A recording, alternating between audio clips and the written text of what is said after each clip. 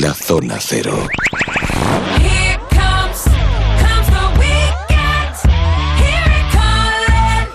Una Zona Cero que siempre es un gran contenedor de informaciones alternativas, científicas, informaciones de frontera, anomalías y misterios y enigmas. Nos vamos hasta Barcelona.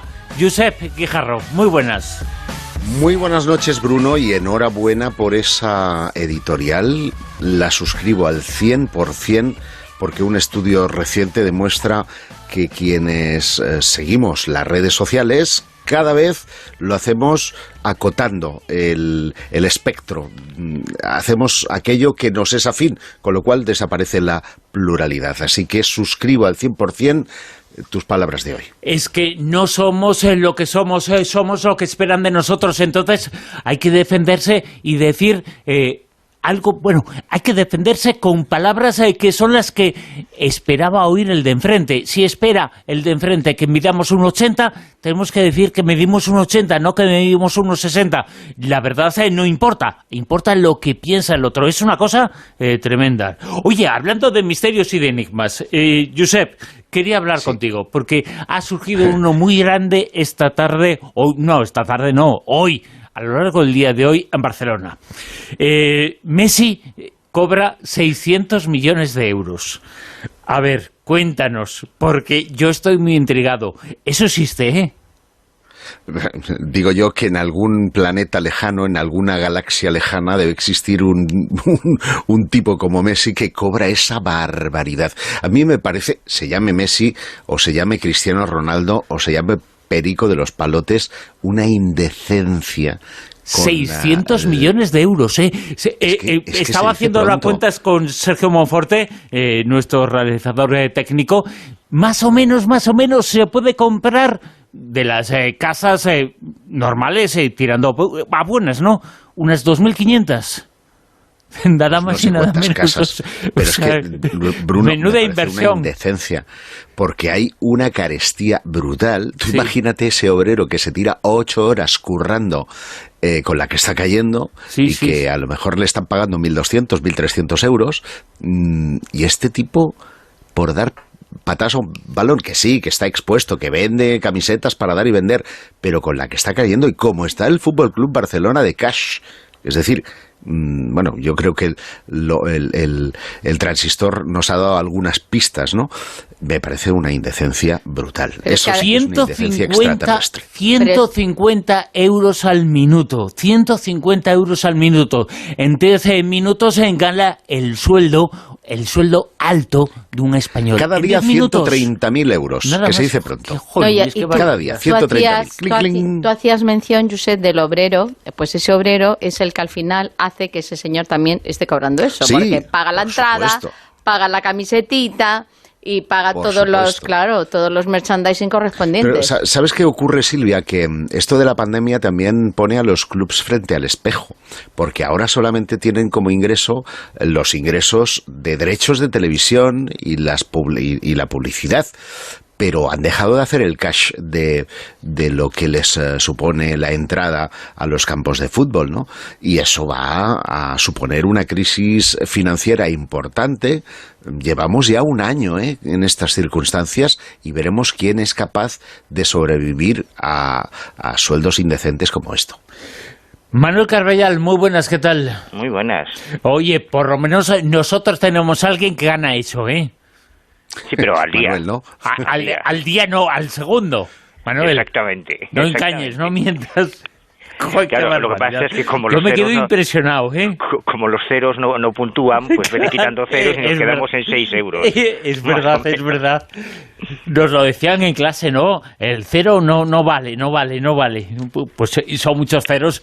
Redondeando son muchos ceros. Si no redondeamos, hombre, son 585 millones de euros. Ya no es tanto, Ya no son 600. Claro. Bueno, yo como no sé quién es Messi, pues tampoco sé si se lo merece o no. También me lo creo, Tú te quedaste en Zafra y todos esos, ¿no? Sí, en Amancio y en Butragueño y en Amancio y en Butragueño. Y en Hierro. Pero Hierro le cogió muy adelante ya. Juan José Chezoro, muy buenas, ¿qué tal? Hola, muy buenas. Otro que gana 600 millones de euros. Sí, ya me gustaría ganarlos. Bueno, podemos imaginarlos, porque la mente es un arma. Eso dice un informe que habla de cómo el mentalismo en la Unión Soviética formaba parte de las armas que se utilizaban. La mente convertida en un arma. Sí, bueno, Uy, a ver, un momento, porque tengo bastante retorno y vale. Me estoy escuchando... A ver, ¿ahora? A ver, perfecto. Ahora sí, perfecto. Pues perfecto, sí, pues sí, venga. Sí, porque tampoco tenía yo muchas ganas de escucharme. Lo que comentábamos. Resulta que han publicado la famosa web que ya hemos traído aquí también en muchas ocasiones, esta web que gestiona John Greenewald, que es Black Bolt. Esta web que poco a poco van haciendo peticiones a la Administración de los Estados Unidos para que vaya liberando información que está clasificada y luego ellos la publican en esta página web.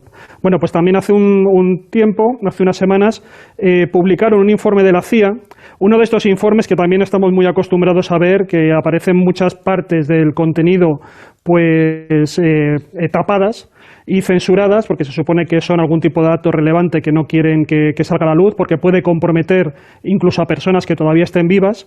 Y en este caso, además, es que este informe no tiene demasiada antigüedad, es del año 1991, y también está un poco descontextualizado. Lo que aparece en él es algo que mandó que se informara la CIA, que se le informara sobre la actividad sobre percepción extrasensorial en Rusia.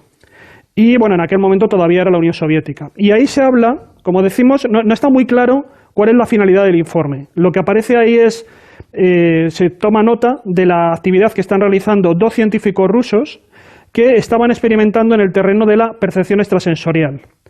Y que los investigadores tampoco se sabe cómo han conseguido esta información. Simplemente se describe qué es lo que están realizando. Y estos 2 científicos rusos son, por un lado, Konstantin Buteiko y, por otro lado, Vladimir Kaznaseyev.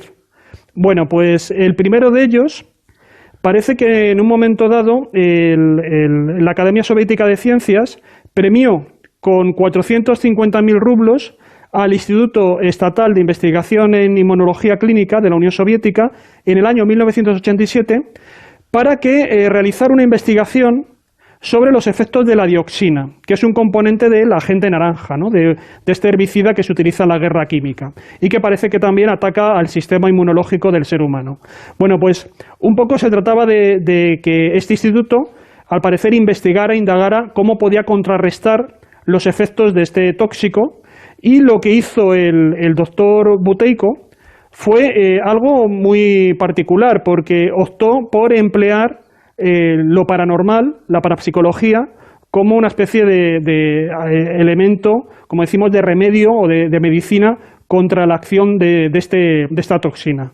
Y lo que detalla el documento es el tipo de experimento que realizaban, que es de lo más particular. Lo que hacían era lo siguiente: colocaban un médico especialista que tenía que transmitir a la persona en cuestión, que era un paciente al que se supone que estaba afectado por esta dioxina, que se había sometido a una especie de dieta especial, y lo que tenía que transmitir este médico especialista era lo que denominan bioenergía. Y esta bioenergía parece que tendría capacidad para literalmente curar el asma, la sinusitis, la bronquitis crónica, la inflamación pulmonar y una serie de enfermedades coronarias. Bueno, ¿cómo realizan esta acción de este médico especialista, que se supone que a través de la proyección de esta bioenergía pues va a actuar sobre un enfermo? Bueno, lo que hacían era que colocaban en la habitación 2 espejos cóncavos que estaban clavados en las paredes, uno enfrente al otro. Y en esta situación el médico lo que hacía era concentrarse y transmitir su energía psíquica al paciente. Y de esa manera tenía como el efecto de los 2 espejos era como crear una especie de circuito de doble dirección, porque por un lado el médico proyectaba esta energía psíquica sobre el enfermo, pero al mismo tiempo pretendía que también le llegara la dolencia del paciente a él.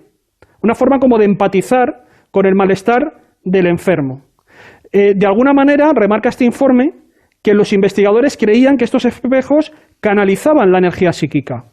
Entonces se creaba una especie de circuito, como digo, ¿no? con estos dos espejos, realizando ahí una especie de circulación de esta capacidad paranormal, y de esta manera pensaban que se podría sanar el enfermo. Bueno, pues sobre estos experimentos recibieron la subvención por parte del Estado en este Instituto Estatal de Investigación en Inmunología. Y luego también comenta que entre el año 1987 y 1988, nada menos que 3.000 pacientes del instituto fueron sometidos a estos tratamientos que el propio informe denomina como tratamientos médicos pero no tradicionales, porque incluyen la utilización de estos métodos psíquicos. Esto por un lado. Y luego está la actividad, el segundo tipo de experimento, que ya afecta a esta otra persona, a este otro investigador, que es Khatnacheyev. Bueno, pues este otro científico, el informe lo considera una auténtica autoridad en el campo de la investigación extrasensorial, y dice que trabajaba en un instituto que no está identificado dentro de la ciudad de Leningrado. Lo que hacía este investigador era en esta ocasión simplemente transmitir, estaríamos simplemente en el campo de la percepción extrasensorial pura, porque lo que supuestamente hacía sobre voluntarios era transmitir determinadas imágenes de forma geométrica, como si fueran cuadrados o círculos. O sea, yo entiendo que aquí lo que trabajarían es con lo que conocemos como las cartas Zener.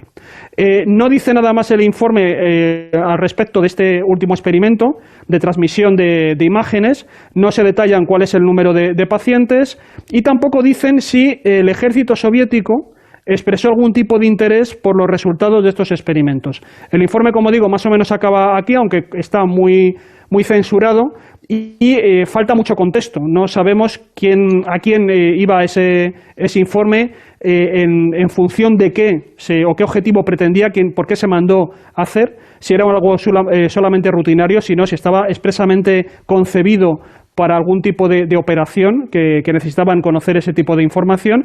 Y luego, por otro lado, también la propia web ha dicho que el gestor de esta web, que es John Greenewald, también lo que hizo fue solicitar dos documentos a la CIA, y la CIA le negó uno, solamente al final ha devuelto nada más, y como digo, bastante capado de información, ¿no? Así que bueno, está claro que la CIA en esos años, estamos hablando del año 91, seguía muy interesado por todo lo que estaba ocurriendo en la Unión Soviética con respecto a estas actividades. No sabemos qué posibilidades para contrastar esta información utilizó, porque, como digo, es una información muy parca, y sí que es cierto que en aquel momento yo creo que el proyecto Stargate finaliza, creo que es en el año 92 o en el 93, creo. O sea que todavía estábamos en el año 91, que todavía sí que había una clara actividad con todo lo que era el trabajo de los observadores remotos, ¿no? De todo ese sistema que utilizaban de visión remota, todavía estaba siendo subvencionado por parte de la CIA, ¿no? Así que no sé si también este informe sería algún tipo de reporte colateral a todo ese proyecto Stargate que llevaba tantos años utilizando e investigando la CIA. Sobre lo que cierto, cada vez hay más documentos y más informaciones, Josep.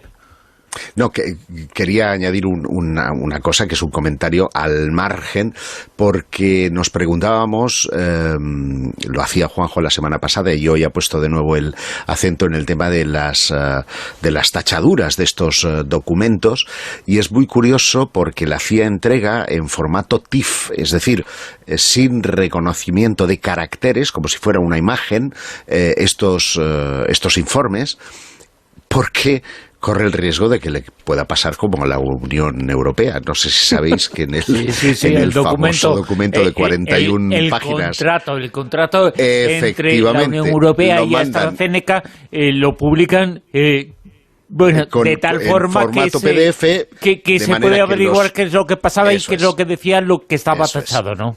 Eso es. Lo cual implica una mínima cultura cibernética por parte de la Comisión Europea, que dices con el presupuesto del que disponen, pues ya podrían poner algún técnico, ¿verdad?, que les ayudará a saber cómo censurar. Yo creo que tendría que fichar alguno de estos de la CIA que se lo saben perfectamente.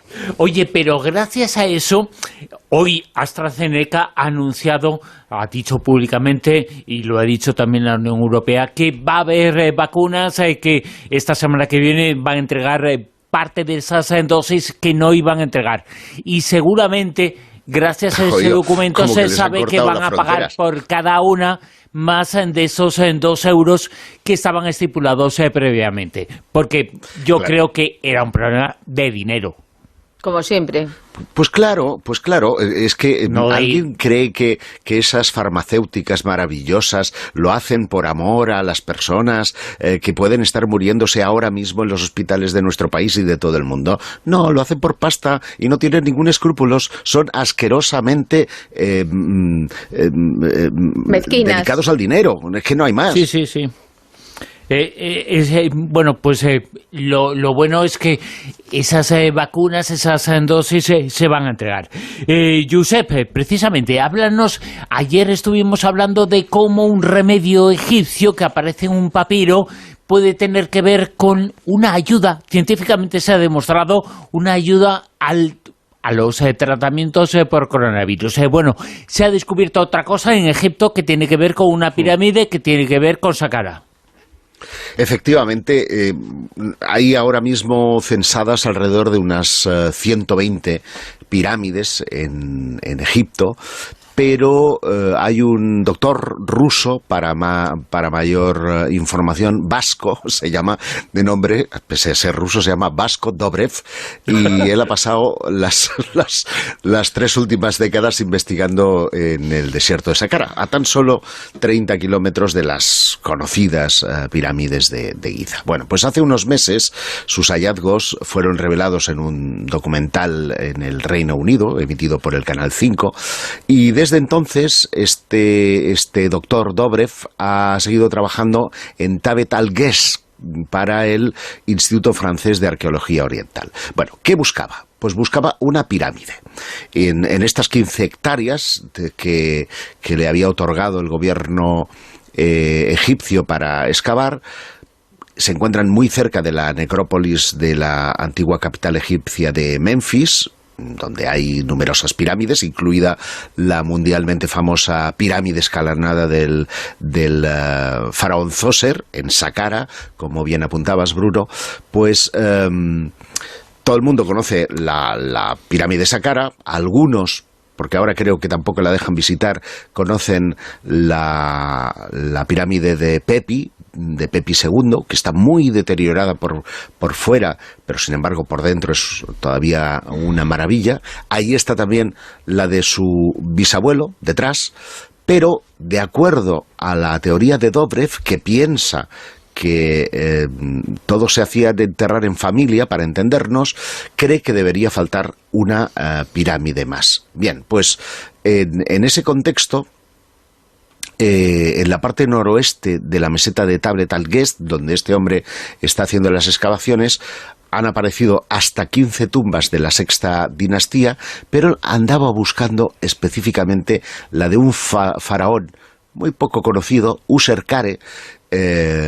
No sé si se pronuncia así, porque yo no sé egipcio, pero se escribe así, Userkare, un rey que no reinó durante mucho tiempo. De hecho, se especula que no pudo terminar su tumba en esos 3 años de reinado.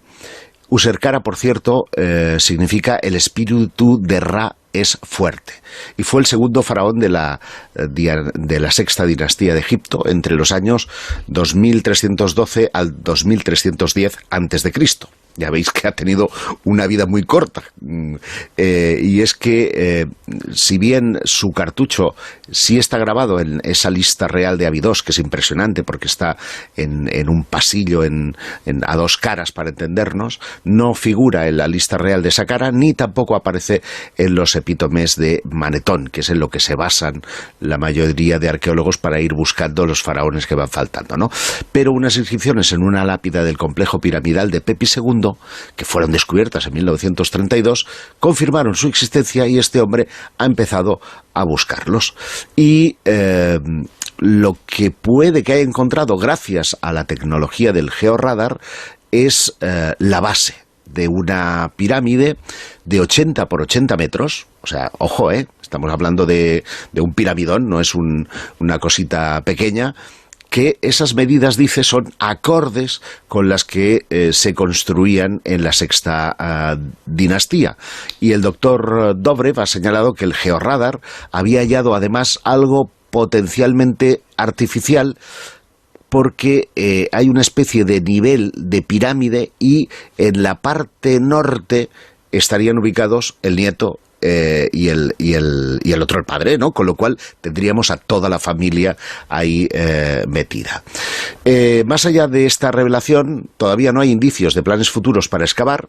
Supongo que el rollo COVID deja bastante diezmado todo el tema de científico en Egipto hoy día, pero bueno, el hecho de que se hayan desenterrado muy recientemente, pues creo que eran 88 tumbas en Saqqara, creo que puede reactivar todo esto y por lo tanto podríamos saber si lo que ha encontrado a nivel de georradar se manifiesta en esa pirámide truncada, en esa mastaba, ¿verdad?, de 80 por 80, de un proyecto que él cree que podía haber alcanzado los 52 metros de altura.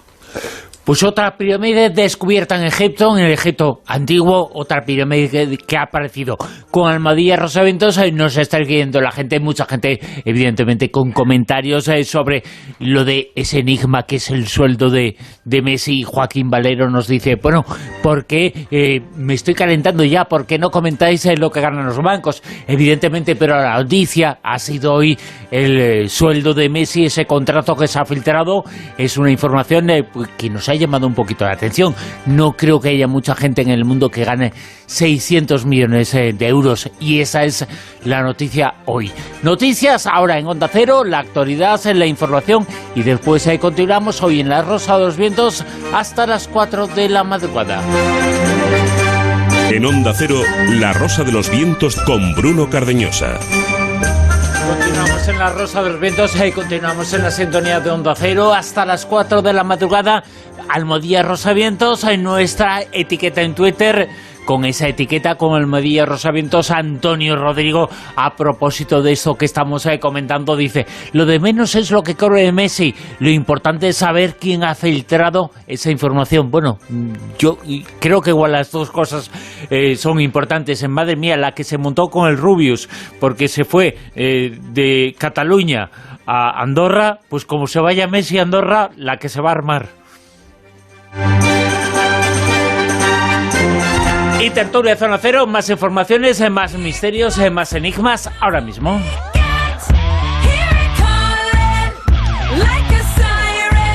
Manuel Carballal, un piloto en Pakistán, ha asegurado y ha protagonizado, es el protagonista de uno de los últimos avistamientos de ovnis.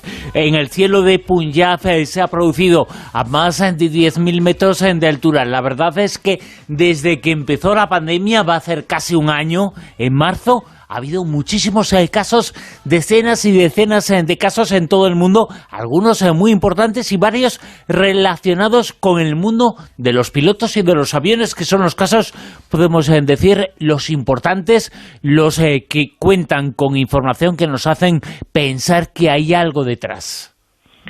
Sí, y fíjate qué oportuna es esta información, porque ayer pasó algo muy curioso. Ayer hay una lista de correo donde nos reunimos un montón de investigadores del tema OVNI de todo el mundo, sobre todo la línea más racionalista, la línea más escéptica, y ayer tuvimos nuestro primer encuentro virtual a través de Zoom, investigadores desde Alemania, desde Italia, desde México, de distintos países, pues nos reunimos para charlar, para debatir sobre la situación actual de la ufología. Y como digo, a mí me parece muy conmovedor, porque ahí coincidimos investigadores que llevamos toda la vida en esto, que hemos estado terriblemente enfrentados, que tenemos puntos de vista absolutamente contrarios sobre el fenómeno OVNI, pero que nos damos cuenta de que es más lo que nos une que lo que nos separa, ¿no? Que es el tema OVNI. Entonces, que todos estuviésemos un sábado por la tarde ahí fue muy interesante. Y esta línea más crítica, más escéptica de la ufología, que en mi opinión están un poco descolgados de la realidad, en el sentido de que se quejaban de que ya no se ven ovnis. Este fue un debate que tuvimos ayer.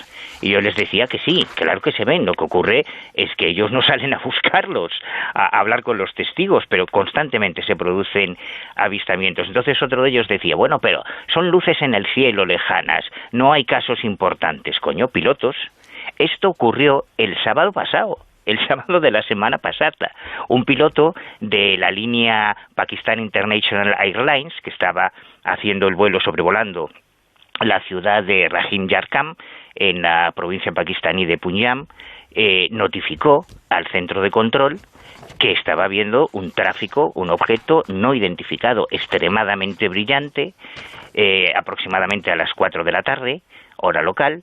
Al mismo tiempo, desde tierra, muchos ciudadanos, muchos habitantes de la ciudad también no solo reportaron el avistamiento de ese objeto, sino que lo grabaron en vídeo. Hay varias filmaciones del objeto, y esto ocurrió el sábado de la semana pasada. O sea que eso de que no se sigue, no hay casos, seguramente no hay casos, es un disparate. Lo que no hay, el problema es que no hay encuestadores. Oleadas como antes, y seguramente forma... hay, de verdad, Bruno, a punta pala, o sea, por todos lados se ven cosas. Lo que pasa es que no hay nadie que recoja no hay los una casos. Información en ese tema como en ningún otro, como antes. Entonces la información no se centra en la prensa y no se produce ese fenómeno oleada que se producía antes, pero no quiere decir en absoluto que no se produzcan casos. Se producen, y muchos. Yo me paso la vida en la carretera y yo te prometo, cada vez que voy a un pueblo de cualquier parte de España o de cualquier país, cuando te vas a comprar el bocadillo de tortilla y te vas a pedir la caña para comer, pues tú le preguntas al camarero, oiga, ¿y esto que me han contado que por aquí se había visto un ovni? Y tú te vas a encuestar un caso y sales con 14. Pero eso hay que hacerlo sobre el terreno. O hablas con el cura del pueblo, o hablas con el puesto de la Guardia Civil, y yo te garantizo que no existe ni un pueblo en España donde no se produzcan avistamientos. Lo que ocurre es que antes, en los años 70, 80 y hasta 90, precisamente por empatía con la figura de Juan José Benítez, que fue el que puso de moda aquello del ufólogo de campo, había un porrón de encuestadores. Ahora, salvo David Cuevas, salvo Miguel Pedrero, salvo Caravaca, es que no hay nadie que se dedique a hacer encuesta a trabajo de campo. Entonces los casos se mueren porque antes la prensa es cierto que se nutría de información sobre ovnis, pero ahora, entre el caso Villarejo, que si Venezuela, que si la corrupción de no sé quién, claro, no queda sitio para titulares sobre ovnis. Por cierto, felicidades por la entrevista ayer sobre el tema del caso de Barones, que apasionante. Con un periodista español que vive allí, que estuvo con los niños, que ya no son tan niños, ¿no?, pero que certificó la realidad de ese suceso sobre el que tanto hemos hablado, pero certificó también que fue un añadido posterior esa información que nos hablaba sobre la existencia de un símbolo en esa nave, un símbolo que evocaba humo, que evocaba al ovni que se vio muy cerquita de Madrid en el año 60 y pico en San José de Valderas. Que es donde se crió él. Qué buena esa casualidad, es fantástica, fíjate, la historia, es alucinante. Porque decía, ese suceso formaba parte un poco también de mi infancia por la aparición de ese símbolo, que fue la noticia y la información que más impacto tuvo en nuestro país, pero no en otros. Fue algo de lo que se habló mucho en España, pero no se habló en todo el mundo de ese caso, pero fue un caso importantísimo a nivel mundial. Seguramente el segundo más importante de la historia de la ufología, después de el primero, lógicamente, el de Arnold en el Monte Rainier, en Estados Unidos, en el año 47, el 24 de junio, el que monta un poco el comienzo, el que marca un poco el comienzo de la era actual del fenómeno OVNI. Pero seguramente el suceso del 29 de septiembre de 1989 en Voronezh, a 500 kilómetros de Moscú, es posiblemente, Manuel, el segundo más importante en la historia de la ufología. ¿Tú recuerdas, porque tú eres, como yo, como los de nuestra generación, una de las personas que vimos asombrados cómo se abrían periódicos, en la portada, en los telediarios estaba esa información sobre el OVNI de Voronezh? Bueno, ¿cuánta información y cuánto vivimos ese tema? Bueno, además fue una de las pocas ocasiones en que los informativos de televisión se abrían con una noticia de ovnis en España. Estamos hablando de España. Yo, como sabéis, desde que empezó la pandemia estoy digitalizando todo mi archivo, y como yo era un verdadero enfermo, que tenía siempre el VHS metido en el vídeo para grabarlo todo, hace un par de semanas y alucinantemente lo sigues teniendo. Sí. Pero gracias a eso, esta información ya no se va a perder. Sí, es porque verdad. hemos subido, no sé, en el canal del Ojo Crítico hay ya miles quizá de horas de documentos históricos, y del caso Voronezh en concreto yo recordaba a Mariñas dando la noticia, pero no, hay 3 informativos de televisión que yo grabé en su momento y que ya están en YouTube, ya se pueden encontrar, del caso Voronezh, además del informe semanal famoso, como comentabais ayer. Te hablo de 3 informativos de la primera y la segunda cadena de televisión española dando la noticia del aterrizaje en Voronezh. Y claro, como unos días después se produjo el caso de Conil, para los que somos investigadores de Toacien, que no tenemos ese presupuesto para irnos a Moscú, pues acabamos todos en Conil persiguiendo a los pobres testigos, que además hablan cristiano, no hablan ruso, que eso también ayuda mucho a la hora de encuestarles, y fue nuestro pequeño Voronezh, ¿no? El que se produjo aquí en España unos días después. Unos días después, una semana después, todo eso viene marcado en una oleada, y quizá el caso más destacado, por supuesto, a nivel mundial es el de Voronezh, pero el caso más destacado en nuestro país ocurrió unos días después en Conil, en Cádiz. Un físico ha expuesto y ha dicho y ha asegurado que el tiempo transcurre. ¿Qué significa esto? En 2 direcciones. Pues es un señor que es muy veterano de estas lides, le enseñó física en la Universidad de Oxford, y la verdad es que ha publicado muchos artículos en revistas científicas especializadas, y sus colegas le conocen como una persona que tiene ideas profundas, originales y audaces. Entonces, este hombre, la verdad es que tal cual siempre nos lo pintan, es como que el universo, cuando hubo esa explosión hace 13.800 años, con la creación de todos los planetas, las estrellas, el Big Bang, todas las partículas, y a todas partes, a todas direcciones. Pero también lo que dicen los físicos, que son pues eso, los más teóricos, es que una vez que hubo esa explosión, el tiempo comenzó, y el tiempo comenzó solo en una dirección. Y este físico lo que dice que ¿por qué? Vamos a ver, que si el espacio y la materia se expanden en todas las direcciones, ¿por qué narices solamente el tiempo tiene que ir hacia adelante? Entonces él dice que tenemos que partir desde un principio que se ha tomado la segunda ley de la termodinámica como algo muy aplicado a la tecnología, y que no se tiene que utilizar y no se tiene que aplicar esa segunda ley de la termodinámica para entender el tiempo. Y entonces pone varios ejemplos. Lo que dice es que, claro, que primero lo que hay que partir es que esta ley es de otra manera, porque al final lo que termina desembocando es en la entropía. Y la entropía es que es el caos. De tal manera que él pone ejemplos muy claros. Si tú tienes un vaso de cristal, pues el vaso de cristal, si lo dejas aquí en el borde, llegará un momento en que más tarde o más temprano se cae. Y cuando se cae, al final se vuelve añicos. Y entonces ya cuando es totalmente, la entropía es cuando esos añicos, claro, tú por mucho que lo quieras recomponer, es imposible que se vuelva a hacer como era, ¿no? Bueno, salvo los de Duracell, que se caían y no se rompían, ¿eh? Bueno, pero eso era como el móvil Nokia, que lo tiraban desde exacto, no sé cuándo y tampoco. Era como un ladrillo. ¿Dónde estarán esos móviles ahora? Eso es. Entonces lo que se supone es que el universo va a seguir avanzando, el tiempo va a seguir avanzando, y al final va a llegar a ese punto caótico donde no habrá punto de no retorno. Y él dice que no. Que él, como entiende el universo, es de otra manera. Y el momento que hubo esa explosión del Big Bang, el tiempo empezó a correr, pero en 2 direcciones diferentes. Y entonces, para que la gente lo entienda, hace referencia al dios romano Jano, que tiene 2 caras. Entonces, ese dios ve en el mismo momento el principio y el final.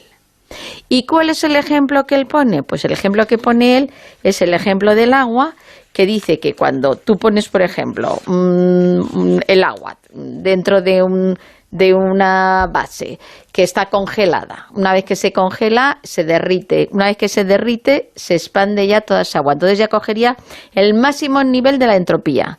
Pero resulta que si tú lo tienes en el universo tal y como él lo entiende, esas partículas de agua no desaparecen.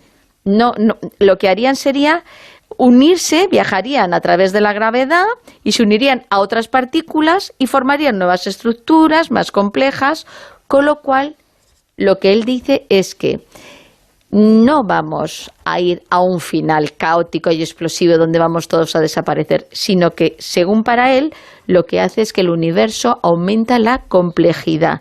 Y ese aumento de complejidad no hace que todo sea el fin, sino que todo sea un principio. O sea, que al final, lo de que la energía se transforma y no se destruye, pues él lo utiliza también aplicado en el tiempo. Y bueno, pues eso es una forma de verlo como mucho más positiva, no tan caótica, y él es como nuestra querida Ana Vázquez Ois de el aplicar el término del carpe diem. Aprovecha el día porque todos vamos a morir más tarde o más temprano, y eso es lógico y es obvio. Entonces, pues intenta mejorar tu día a día, intenta mejorar tu mundo, porque realmente al final todo lo que puedas aportar será bueno de cara a un futuro y a un universo que saber al final cómo quedará. Pero vamos, que él no es de los que cree que todo tiene un fin y que todos vamos a la hecatombe, sino que lo que pasa es que se va a expandir y se va a ser más complejo y van a crearse nuevas estructuras. El tiempo no deja de ser una forma de medición humana, pero según esa forma de medición humana puede ser en una dirección. Creemos que es solamente en una dirección para adelante, para que nos imaginemos a una velocidad determinada, pero este científico dice que va en dos direcciones, a la vez. En dos rumbos, para que nos entendamos un poquito hacia adelante y hacia atrás, o a una velocidad y a otra velocidad. Vamos, que hay más oportunidades. Manuel, ¿ves cómo tienes razón? Normal. Claro. Josep, cuéntanos, vamos a seguir hablando del espacio, porque un telescopio espacial, el James Webb, va a investigar si hay vida en un sitio en el cual se supone que ha habido unas señales que nos hacen pensar en eso. Así es, pero déjame contar la anécdota de que el día que los informativos abrían con la noticia del aterrizaje del OVNI en Voronezh, yo estaba en el Corona de Aragón. Y estaba contigo. ¿Ah, sí? ¿No? ¿Estabas conmigo? Sí. Me acordaré toda la vida, vamos. Ese desayuno en el que tú me diste la noticia y pusimos la tele y ahí estaba. Estaba la información. Sí, ya veo que no te acuerdas. Pues, hombre, no me voy a acordar de todo, pero es que estamos hablando del 29 de septiembre de 1989. Esa información fue tremenda. Cuando el telediario abrió de Jesús Mariñas, abrió con esa información, yo ya la conocía. O sea, fue unas horas después de esa conversación que tuve contigo en el Corona de Aragón, que era un sitio en el cual, un hotel en Zaragoza, en el cual mucha gente se reunía para hablar precisamente de ovnis. Pero no era Jesús, era Luis. Jesús Mariñas. Efectivamente. No. Jesús Mariñas. El de telediario era Jesús Mariñas. También existe Luis Mariñas, pero ese telediario en concreto lo presentaba Jesús Mariñas. Efectivamente. Sí. Bueno, vamos al James Webb. Dejadme decir que además del de Mariñas, también salió en el de Maripau Domínguez, lo acabo de subir yo ahora a Twitter, también en el de Rosa María Mateo, o sea que fueron varios informativos los que se hicieron eco de esa noticia. Están ahora, los acabo de subir yo a bueno, se hicieron eco todos, y no sé hasta qué punto alguno lo abrió o no. Digo que no olvidemos que fue la agencia TASS, la agencia oficial del gobierno ruso, la que distribuyó la noticia, y eso hizo que todo el mundo le otorgara la credibilidad que a lo mejor no hubiera tenido si hubiera sido, yo qué sé, un recorte en un periódico local, ¿no? Que es donde empezó precisamente la historia. No olvidemos que TASS lo que hizo fue recoger el testigo y las investigaciones, en este caso de campo, de las entrevistas con los chavales de un periodista cuyo nombre ahora mismo no recuerdo, pero que fue a partir de ahí que empezaron las informaciones y también la confusión, porque a partir del minuto 1, que si símbolo, que si robot, que si ser humanoide, que si grande, que si pequeño, y empezaron a salir un montón de historias hasta que llegó la confusión, que es como generalmente se suelen acabar este tipo de incidentes. Pero bueno, vamos a mirar al cielo, porque en octubre de 2021 se va a lanzar el telescopio James Webb, una de las misiones sin duda más importantes de las que va a tener este telescopio, esta sonda espacial. Es la búsqueda de vida extraterrestre, nada menos que en un sistema estelar que lleva por nombre TRAPPIST-1 o TRAPPIST-1. El otro día, cuando subí la noticia a mis redes del hallazgo de varios planetas en la zona habitable del sistema TRAPPIST-1, uno soltó aquello de: ¿y sabes hasta qué hora están abiertos los bares? Porque a lo mejor cambiábamos de lugar, ¿no?, de residencia. Bueno, chiste al margen, la misión del telescopio James Webb se extiende más allá de la búsqueda de la vida en el universo, porque también va a estudiar diversas estrellas y planetas de la Vía Láctea, como pueden ser Marte y Júpiter, por citar dos, y la idea es que este telescopio cambie la forma en la que miremos el universo y alterará sin duda la comprensión de las galaxias más lejanas, ¿no? Pero a nosotros particularmente nos interesa el estudio que analizará el sistema estelar de TRAPPIST-1 con la esperanza de descubrir no solo cómo se desarrolló el sistema de 7 planetas, sino especialmente un trío de ellos, que es el TRAPPIST-1D, el 1E y el 1F, así como otro llamado 1B, que tienen condiciones adecuadas para albergar la vida. ¿Por qué es candidato para albergar vida? Estos planetas fueron descubiertos inicialmente en 2017. Los planetas objetivo dentro del sistema de exoplanetas TRAPPIST-1 mantienen órbitas que son extremadamente cercanas alrededor de su estrella, que es una enana roja, es decir, es más pequeña y más fría que nuestro Sol, pero lo palían en este caso porque están más cercanos. El planeta F tiene aproximadamente el mismo tamaño y masa que la Tierra, mientras que el planeta D posee aproximadamente el 80% del tamaño del anterior, del planeta F, y el 40% de su masa. Y se cree que ambos están formados principalmente por rocas, son planetas rocosos. Esta posición, tamaño y composición hace que estos exoplanetas sean objetivos intrigantes cuando buscamos signos de vida. Vamos, me ha parecido la vida porque he oído aplausos y todo en el momento en el que hablaba, ¿no? Hay posiblemente 3 planetas, os decía, en TRAPPIST-1 que pueden tener condiciones de habitabilidad, esos 3 que os decía, y que según el doctor Colin Nicholl de la NASA, que es adjunto al científico del proyecto Exoplanetas del telescopio espacial James Webb, buscará vapor de agua y otras moléculas en la atmósfera con la esperanza de determinar el nivel de habitabilidad.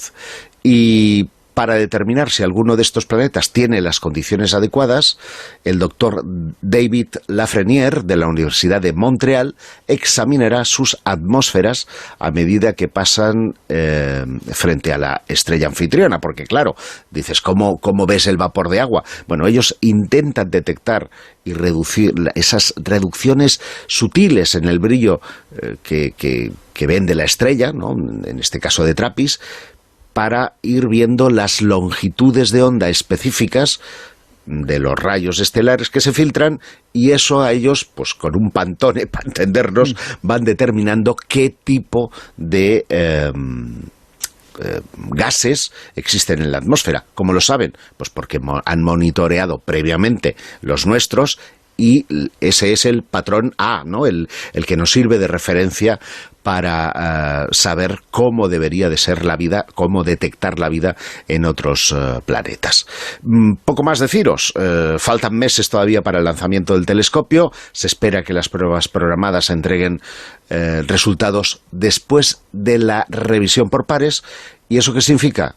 Que en el caso de que fuera ok, de que TRAPPIST-1 tiene las condiciones para la vida, o incluso que poseyera vida en la actualidad, pues tardaríamos bastante tiempo hasta que no se revelara a la opinión pública.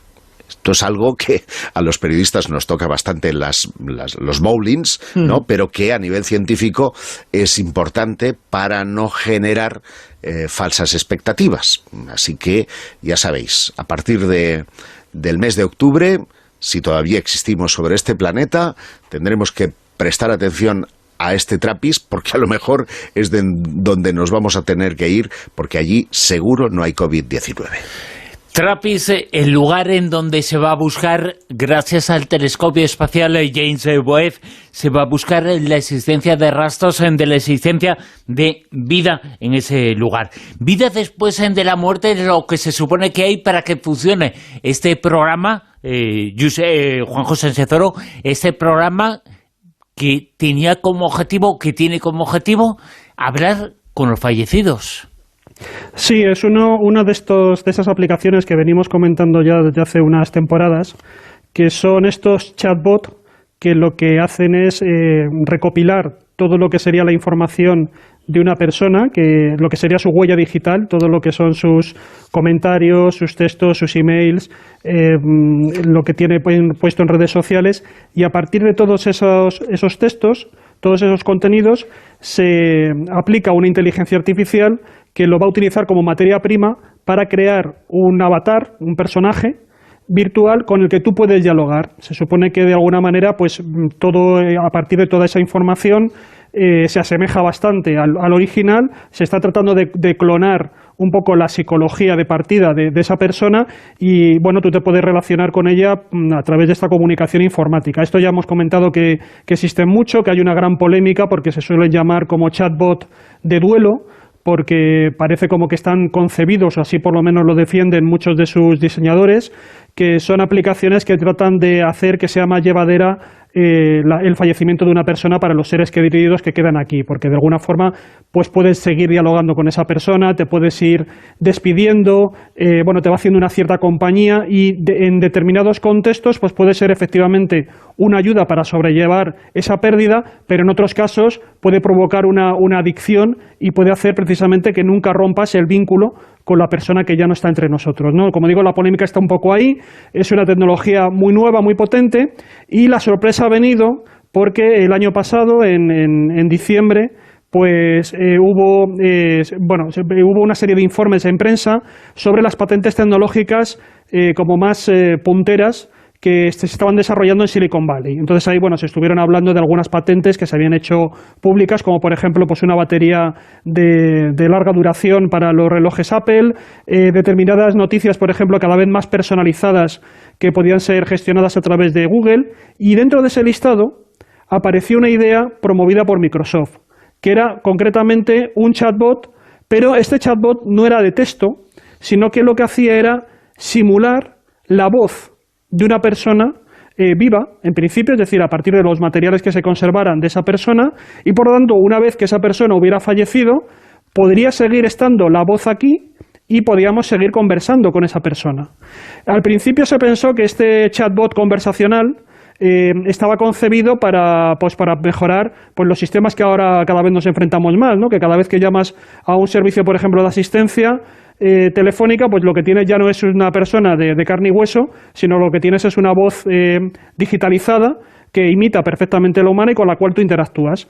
Bueno, pues resulta que en principio esa patente iba un poco en esa línea, pero se pensaba también, como digo, que se le podía dar ese uso que es un poco más inquietante, porque claro, ya no es que recuperes en un chat de mensajería las palabras de una persona y tú, más o menos puedas atribuir que esa persona está ahí, esa persona fallecida está ahí. No, aquí es que ya directamente es que estás escuchando a la persona difunta. Entonces es una experiencia mucho más inmersiva, como digo, mucho más impactante, y parece ser que la patente estaba ahí, que Microsoft iba a desarrollarla. Pero resulta que ha habido justamente esta semana, después de que se generó cierta polémica en redes de a dónde iba a parar un poco este diseño, y que además parecía como muy prometedor, que Microsoft decía que iba a ser muy fiel, ese chat conversacional iba a ser muy potente, iba a ser muy fiel al original en el que se inspirara. Pues parece que resulta que ahora han echado marcha atrás, y lo que ha hecho ha sido uno de los directivos de Microsoft, que es Tim O'Brien. Lo que ha hecho ha sido en redes sociales explicar cuál es realmente la situación, y lo que ha comentado es que no tienen constancia de que haya ningún plan ahora mismo para desarrollarlo, que eso es una patente que originalmente se registró el 11 de abril de 2017 y que efectivamente tenía esa idea, hacer un chat conversacional basada en recreando una voz, que además, fijaros también lo que puede suponer esto, en alguna ocasión comentamos que ya estaban haciendo este tipo de robo de identidad, porque tú estás simulando la voz de una persona que puede ser perfectamente alguien que esté viva, que hace una llamada y puede simular un secuestro, hacer una petición para que se haga una determinada transferencia. El otro interlocutor identifica perfectamente la voz y puede obedecer precisamente las directrices que se den a partir de esa llamada, ¿no? Bueno, pues parece ser que al final se ha echado para atrás, y la razón por la que se han echado para atrás es que Microsoft desde ese año, posteriormente a ese año 2017, ya ha implementado un sistema de revisión ética de la inteligencia artificial. Y entonces ellos consideran que este proyecto es bastante perturbador, que hay muchísimas cuestiones que hay que aclarar, cuestiones por supuesto éticas, cuestiones por ejemplo de forma, cuestiones de privacidad, también de los derechos, de lo que supone la gestión de esa memoria. Y entonces, de momento, como digo, el proyecto lo han parado y no van a seguir con él. Por lo menos, quizás no con esa aplicación que hemos estado comentando de reproducir la voz de una persona que haya fallecido. Porque es cierto que ahora mismo los dispositivos que tenemos, pues Siri, Alexa, todos estos son dispositivos con los cuales interactuamos a través de la voz. Y ese es un desarrollo que cada vez se está perfeccionando más. Pero y se está incorporando ya en todas las aplicaciones. Digamos que ese personaje es un personaje artificial que no ha existido. En este caso es diferente. Éticamente generaba una serie de debates muy... Claro, la diferencia es que ahora tú imagínate que lo mismo, tú cuando te pones en contacto con tu teléfono, en lugar de escuchar la voz de una voz, que bueno, es cierto que además, en el caso, por ejemplo, de Siri, creo que era una mujer de Bilbao. O sea, que realmente está basada... Sí, ha concedido entrevistas y todo. O sea, es una persona que es una voz real. Lo que pasa que luego lo que tiene que hacer es ir grabando diferentes fragmentos para que se vaya cogiendo toda su fonética, y a partir de ahí luego ya se le aplican para que lea textos, ¿no? Pero está basada en una voz real. Eso mismo, tú imagínate que es a partir de un ser vivo tuyo. Tú hablas con el teléfono y lo que escuchas ahí es la voz de una persona conocida. Claro, si esa persona encima es un ser querido tuyo que ha fallecido, claro, y si encima además está concebido para que las respuestas que dé están basadas en expresiones que él utilizaba realmente, trata de reproducir un poco su psicología, claro, nos metemos, como digo, en una experiencia que es bastante, bueno, pues eso, inquietante, ¿no?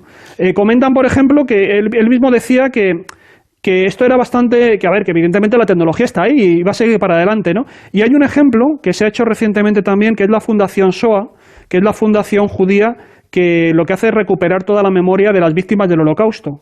Ellos lo que han hecho ha sido recrear hologramas de personas que se han ido guardando todo lo que es su memoria oral, es decir, todos sus testimonios, se han guardado en una gran base de datos, y luego lo que se ha hecho es que determinados alumnos, sobre todo para temas de colegios, vayan allí, formulen una pregunta a la que ellos quieran, y de pronto el holograma les contesta, digamos, con la respuesta que más se acerca a lo que sería la pregunta que se les ha formulado.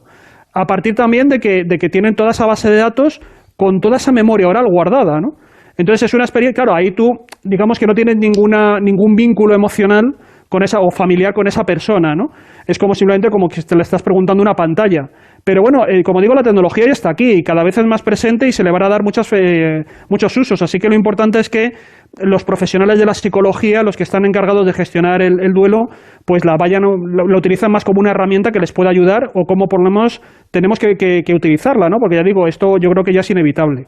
Me comenta por Twitter, Baritomán, que los platos y los vasos que no se rompían cuando caían no eran de Duracell, evidentemente, efectivamente, eso eran las pilas, sino de Duralex, que es y también, sí. Y también tampoco era Jesús Mariñas, es Luis Mariñas, porque Jesús Mariñas hace otro tipo de crónicas alienígenas, sí, pero son de otra muy rosas y alienígenas. con otras criaturas alienígenas. Pero bueno, da igual, es normal. Es verdad. De todas formas, al hilo de lo que estaba comentando Juanjo, yo sí tengo mucha curiosidad con este tipo de avances tecnológicos, en este caso en concreto, por lo que van a hacer los lingüistas y los especialistas forenses que se dedican a analizar las voces en casos de secuestro, cuando se piden rescates, para validar identidades, las van a pasar canutas a partir de ahora con estas nuevas tecnologías. O sea que, es que ahora mismo hay un delito ahí, ¿eh? O sea, yo no sé, yo creo que fue la temporada pasada, comenté el caso de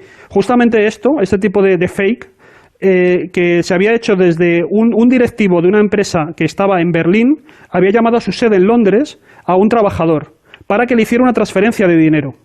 Y el trabajador reconocía porque era su superior, era su jefe, y efectivamente el trabajador hizo la transferencia. Y luego se demostró que era una voz gestada artificialmente. Entonces, claro, este tipo de imposturas, ¿no? de impostores, es una forma de, bueno, pues es el timo de toda la vida, ¿no? Pero lo que pasa es que ahora cada vez más sofisticado. Un embaucador que hacía timos, pero hace mucho tiempo. Manuel, cuéntanos. Esta es una historia fantástica, es una historia increíble. Yo llevo muchos años predicando en el desierto que deberíamos revisar las antiguas escuelas de misterios, pues siempre que hablamos de las tradiciones herméticas, la fundación de las grandes religiones, pues hay quien dice que pudieron ser extraterrestres o que eran iniciados. Bueno, pues hay otra opción, que es que fueran unos golfos. Y hay un caso en concreto que es el del fundador de una religión, Alejandro Diabonútico, un profeta que en el siglo II creó todo un movimiento religioso que llegó incluso a la corte del emperador de la antigua Roma. Es una historia alucinante. Hasta hace muy poco se creía que era una historia de ficción, porque solo existían las crónicas de Luciano de Samosata, que es un escritor griego, también oriundo de la misma región que nuestro protagonista, que era de una ciudad de Turquía, nacido en el año 105 después de Cristo, y que al solo existir esa fuente de Luciano, se pensaba que la historia era demasiado rocambolesca para ser real, que era un relato de ficción, hasta que aparecieron otras citas a este mismo culto, a esta misma religión, por parte de otros autores, como el filósofo cristiano Atenágonas, y luego ya aparecieron evidencias arqueológicas, monedas, estatuas que representaban a esta deidad que originó este culto. Bueno, la historia es alucinante. Este personaje, que era un pícaro que había estudiado medicina y que estuvo un tiempo ejerciendo como tal, se le ocurrió que apoyándose en una profecía que existía y que decía que el hijo de Apolo iba a volver a encarnarse, iba a reencarnar en la Tierra, diseñó todo un plan maquiavélico que consistía en irse a los mercados. Él empezó a hacer correr el rumor de que el hijo de Apolo iba a volver a reencarnar en forma de serpiente, porque el culto a la serpiente era, Zeus se había encarnado en serpiente para convertirse en el padre de Alejandro, y existía, el culto a la serpiente estaba muy, muy extendido por todo el imperio. Entonces, lo que este hombre hizo fue hacer correr el rumor de que efectivamente no solo iba a encarnarse en forma de serpiente, sino que lo iba a hacer en el templo que en ese momento se estaba construyendo en la ciudad a Esculapio, a uno de los padres de la medicina, cuyo símbolo es precisamente una serpiente enrollada en un báculo. Y lo que hizo fue esconder un huevo de oca en los cimientos de ese templo que estaba construyendo, y que cuando se descubrió, pues la gente pensaba que ese era el huevo del que iba a nacer la encarnación del hijo de Apolo. Y él había metido dentro de ese huevo una pequeña culebrilla viva, y cuando sale la culebra, él la cambia por una serpiente amaestrada, atención, a la que le había colocado, hecha con crin de caballo, una peluca para que pareciese que tenía un aspecto humano, y esa estrategia tan absurda cuajó y empezó a correrse la voz de que había encarnado de nuevo ese Dios en la tierra. Él tenía todo un sistema porque empezó a hacerse muy famoso, primero en su ciudad, luego en toda la región, hasta que la fama llega a la misma Roma, porque además, como él se convirtió en una especie de profeta cada vez más conocido, utilizaba, por ejemplo, una marioneta con forma de serpiente que él manipulaba, y con un compinche que utilizaba un tubo para que saliese una voz gutural, como si la serpiente hablaba, daba respuesta a todas las personas que acudían a ese templo para pedirle consejos sobre salud, sobre amor, sobre las guerras que se iban a librar. Y uno de los que acude es el gobernador romano de esa época, el excónsul de Roma en la provincia de Asia, que le pregunta, un tipo ya de sesentón, que ya había cumplido los 60, y acude a este oráculo para preguntarle sobre el amor, con quién se debe casar. Y entonces este tipo, Alejandro, le dice, sí, dicen los dioses que con quien usted se tiene que casar es con mi hija, que en ese momento era una niña.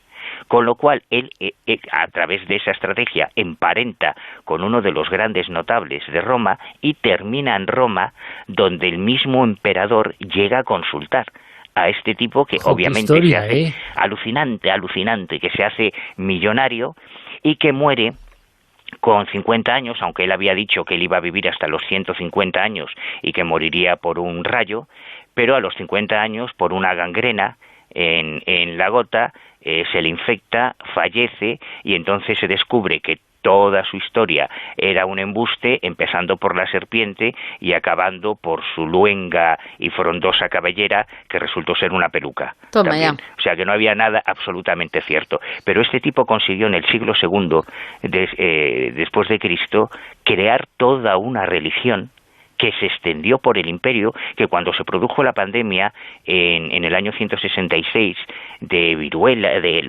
una peste que asoló todo el imperio, la gente utilizaba en pequeños trozos con los textos de este oráculo como amuleto para protegerse de la enfermedad. O sea que fue un tipo que realmente llegó a crear una religión de la nada. Así que creo que es una historia con mucha moraleja para ser prudentes, no solo en la actualidad, sino también en todo nuestro pasado.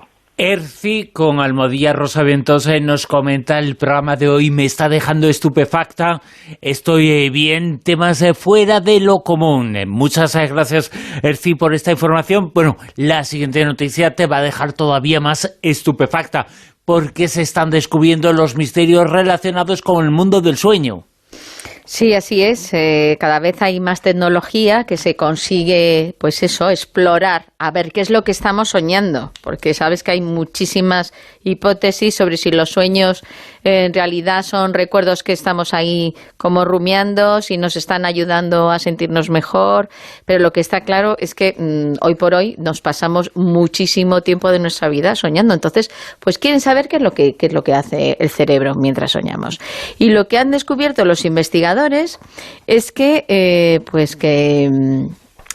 durante el tiempo que estamos soñando el cerebro hace cositas a nuestras espaldas, de tal manera que lo que han ido sido un poco siguiendo las fases del sueño y viendo pues los estados cerebrales, la actividad neuronal y la consciencia o inconsciencia, y nos ponemos para ir dando datos detalladamente. Por ejemplo, en la primera fase del sueño, que es lo que se llama el sueño ligero, pues lo que han descubierto es que la actividad cerebral disminuye, que está ahí más o menos, lo sabíamos, pero al mismo tiempo se intensifica el diálogo entre las diferentes partes del cerebro.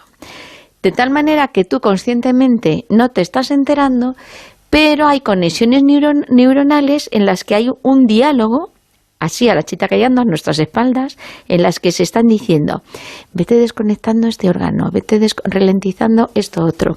Y tú no te estás enterando, pero el cerebro está ahí maquinando para que vayas entrando en la segunda fase. ¿Cuál es la segunda fase? Previa al sueño profundo, pues ahí, efectivamente, con esas órdenes que a nuestras espaldas ha ido dando el cerebro, esas órdenes neuronales, pues se ha ido ralentizando orgánicamente, el cerebro cambia de actividad y aumenta la actividad local de diferentes regiones. Entonces, lo que ocurre es que ya no hay diálogo neuronal, se acalla, hay un silencio que se supone que ayuda a dormir para entrar en el sueño profundo. Cuando entras en ese sueño profundo, que se supone que es la etapa 3, ya el cerebro desconecta esas regiones locales y lo que hace es que también desconecta la memoria episódica y los pensamientos espontáneos, todo ello relacionado con la consciencia, de tal manera que ya estás incluso desconectando el cerebelo y lo que hace es que propicie que esos latidos del corazón bajen, que esa respiración se ralentice también y que los músculos queden también relajados y ya entras en esa fase que es el sueño profundo, que en realidad, según lo han identificado, es solamente 90 minutos en las que descansas totalmente. Con lo cual, ¿a qué conclusión llegan estos investigadores? Pues la conclusión es que dice que gracias a todas estas cosas que han estado haciendo a través de resonancias magnéticas, porque antiguamente eran los electrodos y solamente se veía un poco la actividad neuronal, lo que se ha conseguido ahora es que con esta nueva investigación han determinado que el cerebro está muchísimo más activo de lo que se creía cuando uno está durmiendo y que además se regula según cuando estamos entrando en esa fase, en ese estado de conciencia o inconsciencia, a través de que el cerebro directamente activa o desactiva esas conexiones neuronales y no es a voluntad, porque nosotros no lo estamos haciendo voluntariamente, sino que el cerebro lo está haciendo por sí solo. Nos vamos a conocer más noticias, más información. Nos trasladamos última hora de la Antártida. Josep, mineral encontrado. ¿Qué dice? ¿Qué significa? ¿Qué dicen los investigadores? Espérate, que me has pillado absolutamente en reverse. Porque yo tenía aquí preparado a mi niño indio y no al mineral. Pero bueno, en cualquier caso, dame un segundito, porque además se me ha colgado. Se te ha quedado helado, ¿no? Claro. Porque es la Antártida. Oye, por cierto, cuéntanos algo sobre este niño. Ya que estamos. Bueno, es que este niño tiene una peculiaridad, y es que en agosto del año pasado, en agosto de 2019, bueno, se llama Abigail Anath. Y como os decía, en agosto del año pasado, en agosto del 2019, subió un vídeo a YouTube. Por lo tanto, me consta, en este caso concreto, que no hay trampa ni cartón, ahí se puede ver, con fecha de agosto de 2019, en el que habla de un peligro severo para el mundo desde noviembre del 19 hasta abril de 2020. Bueno, dices, ¿qué puede ser? Bueno, este hombre, a través de astrología, menciona que va a haber una enfermedad generalizada en todo el mundo. Por supuesto, no habla de COVID, pero todo el mundo lo relaciona con el COVID. Y dijo que nos enfrentaríamos a una crisis sin precedentes, similar a una guerra. Y curiosamente, aunque no se ha referido, insisto, directamente al virus, Abigail dijo que China sería gravemente afectada debido a unas alineaciones planetarias y un desafortunado eclipse lunar que provocaría un aumento de las tensiones mundiales y que alcanzarían su punto máximo el 31 de marzo. Toma ya. Por eso, o sea, es que es un poco rayante, ¿no? Y en ese sentido, dijo además que los países ricos sufrirían un gran golpe económico y un presagio desconcertante del riesgo de recesión. Bueno, pues con todas estas predicciones cumplidas, todo el mundo ha puesto el foco en este niño que, bueno, es originario de Karnataka, es astrólogo, analista del precio del oro, el más joven del mundo, porque tiene un posgrado en materia especial, que es microbiología ayurvédica, y de manera similar es el estudiante más joven en completar la licenciatura en Vastu Shastra, que es una antigua doctrina hinduista que trata sobre la influencia de las leyes de la naturaleza en las construcciones humanas. O sea, que es un niño un poquito prodigio, vamos. Sí, es un niño prodigio, pero entre sus cosas está esta de la astrología india o astrología ayurvédica. Ya ha subido más de 700 vídeos a su canal de YouTube. 300 de ellos están relacionados precisamente con esta astrología Vastu Shastra o Ayurveda. Y, bueno, a partir de aquí se le han multiplicado los clientes, cientos, algunos de ellos grandes empresarios y empresas importantes de la India, que no hace falta decir, ponen pasta para que él siga con su trabajo. El caso es que ahora le están preguntando qué va a pasar en 2021.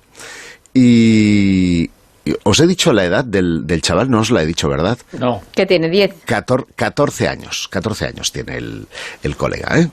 Y este niño,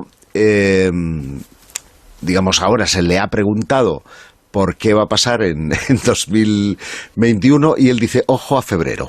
Ojo a febrero, que es ya, estamos ya oficialmente desde hace 3 horas en febrero, porque dice que Júpiter entra en Capricornio.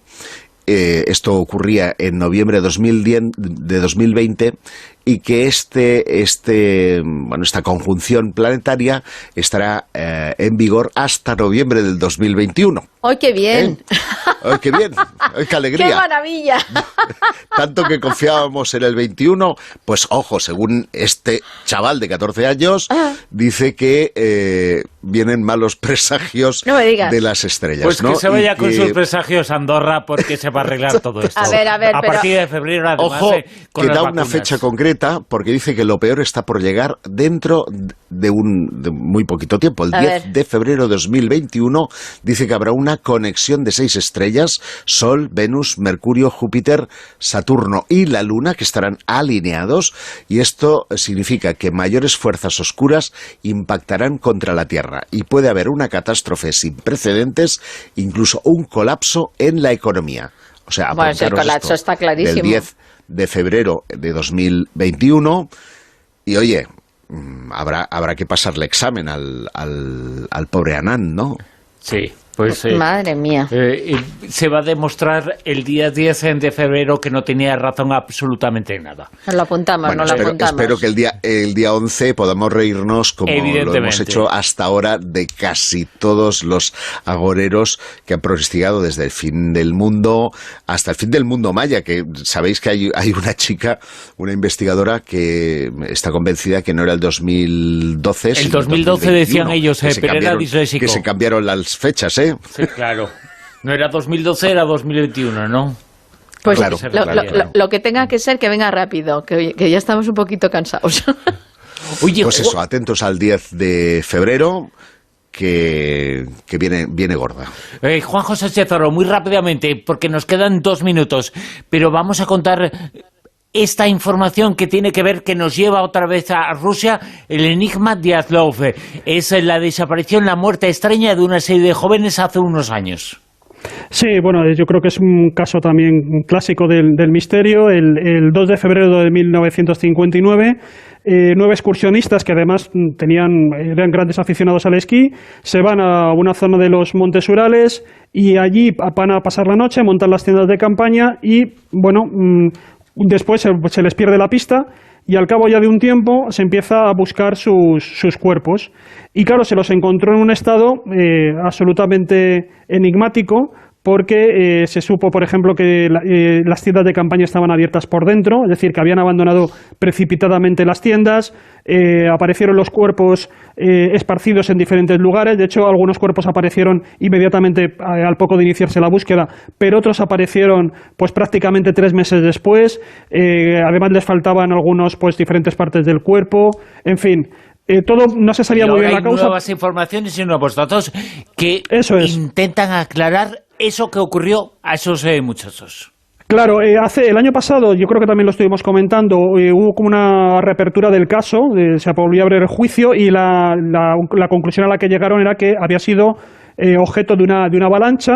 Siempre ha quedado la duda porque la avalancha parece que no explica todos estos fenómenos que estamos comentando, con todos los daños con los que aparecen los cuerpos. Y aquí lo que se ha hecho ahora ha sido precisamente confirmar un poco esa teoría, porque se ha hecho una simulación computerizada sobre un tipo de avalancha muy rara, que es la que se denomina avalancha de losas, y que seguramente estuvo motivada, en primer lugar, por cómo ellos colocaron la tienda de campaña.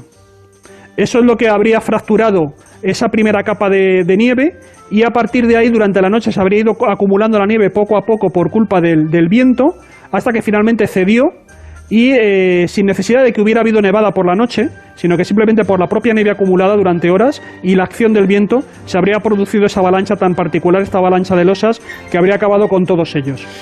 Esa es la respuesta hasta ahora, ese enigma, uno de los grandes enigmas de la historia de la Unión Soviética, de Rusia. Es un enigma que ha dado muchísimo que hablar. Y ahí esta hipótesis, con esta última información que trata de explicar y que parece que explica lo que ocurrió allí. Lo hemos contado con esa información. Hemos acabado la tertulia Zona Cero de esta noche con Juan Sánchez Oro. Gracias, Juanjo. Hola, digo, bueno, adiós, me voy a Andorra. Venga, con Josep Guijarro, gracias. Gracias a vosotros. Con Manuel Carroyal, un abrazo. Un abrazo. Besitos, cuidaros. Las noticias y después continuamos todavía hasta las 4 en La Rosa de los Vientos.